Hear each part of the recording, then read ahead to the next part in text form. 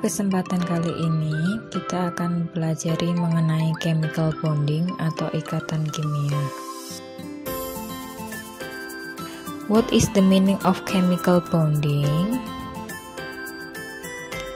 Jadi chemical bonding atau ikatan kimia adalah gaya yang mengikat atom-atom dalam molekul atau gabungan ion dalam setiap senyawa. Nah, konsep dari chemical bonding sendiri ini diungkapkan oleh Gilbert Newton Lewis dan Albert Kossel.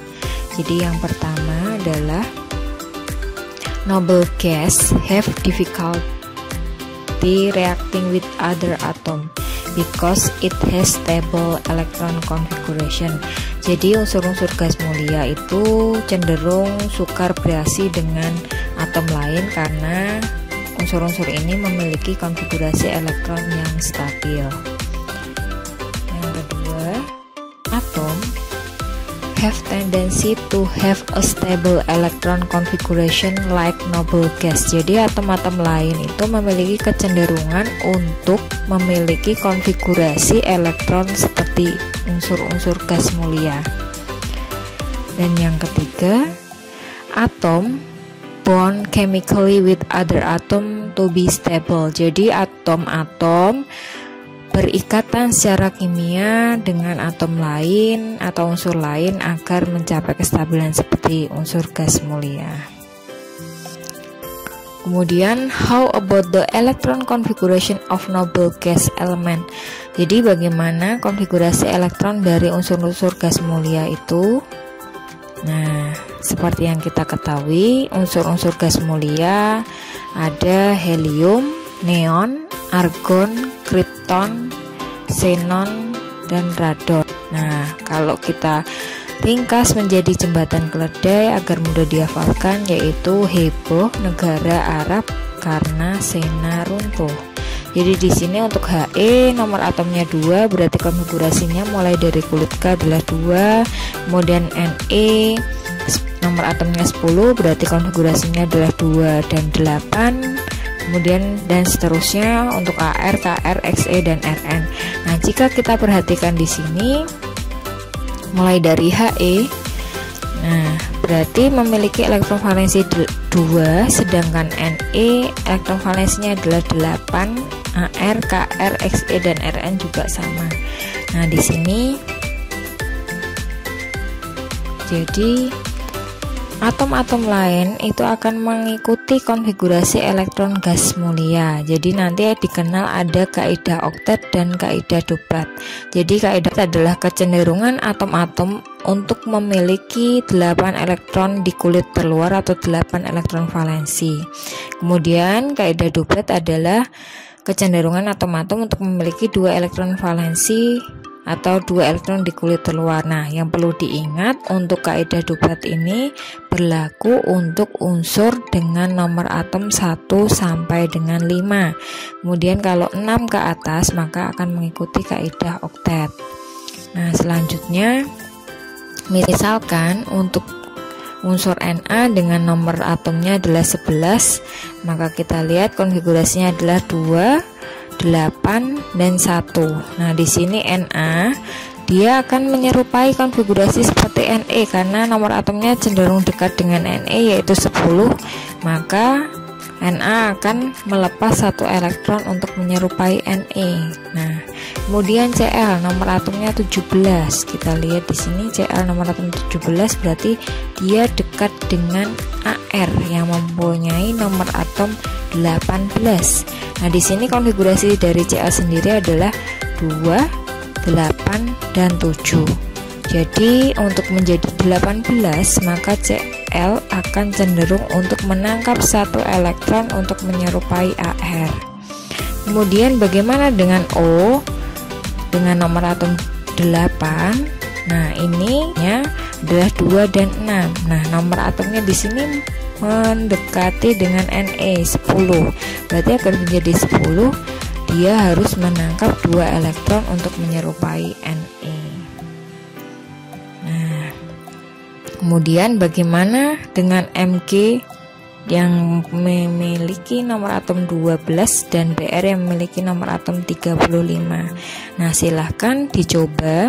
Nah, kemudian tentukan dulu konfigurasi elektronnya dan bagaimana kecenderungannya, apakah melepas elektron ataupun menangkap elektron. Nah, silahkan dicoba.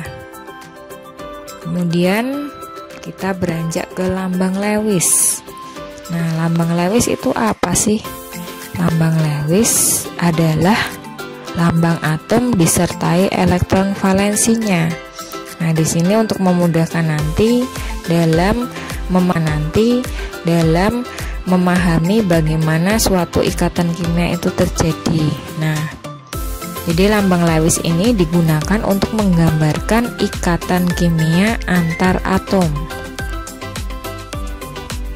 Nah, sebagai contoh kita bisa lihat di sini untuk unsur Li, Mg, Cl dan C, maka lambang Lewisnya bisa dituliskan sebagai berikut.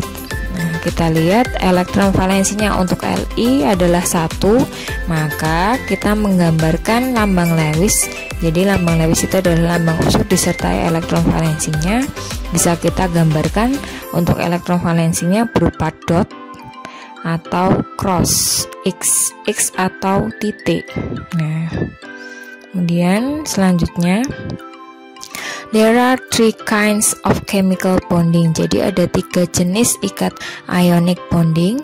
Yang kedua covalent bonding dan yang ketiga metal bonding. Jadi ada ikatan ionik, ada ikatan covalent dan ikatan logam. Nah, let's we learn about ionic bonding. Jadi ayo kita pelajari bersama apa itu sih ionic bonding atau ikatan ionik. Nah, ionic bonding is a chemical bonding formed by the electrostatic attraction between positive and negative ion. Jadi ikatan ionik adalah ikatan kimia yang terbentuk akibat adanya gaya elektrostatik antara ion yang bermuatan positif maupun ion yang bermuatan negatif. Nah, bisa kita lihat di sini untuk animasinya bagaimana proses pembentukan dari senyawa NaCl yang melibatkan ion Na positif dan ion Cl negatif. Nah, bisa kita lihat di sini ada gaya elektrostatik. Nah, kemudian ionic bonding.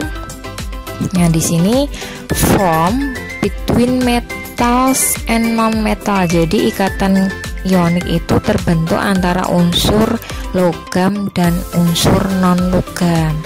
Nah, jadi untuk unsur logamnya seperti yang kita ketahui, unsur logam yang termasuk unsur logam adalah golongan 1A, 2A, 3A. Dengan unsur non-logam ada 5A, 6A dan 7A. Kemudian bisa kita lihat di sini untuk pembagiannya. Nah, kemudian yang kedua, metal atoms lose electron to form positive ion. Jadi atom-atom logam itu cenderung untuk melepaskan elektron untuk membentuk ion positif. Nah, misalnya adalah Ca dengan nomor atom 20, maka konfigurasinya 2 8 8 2. Nah, di sini bisa kita lihat.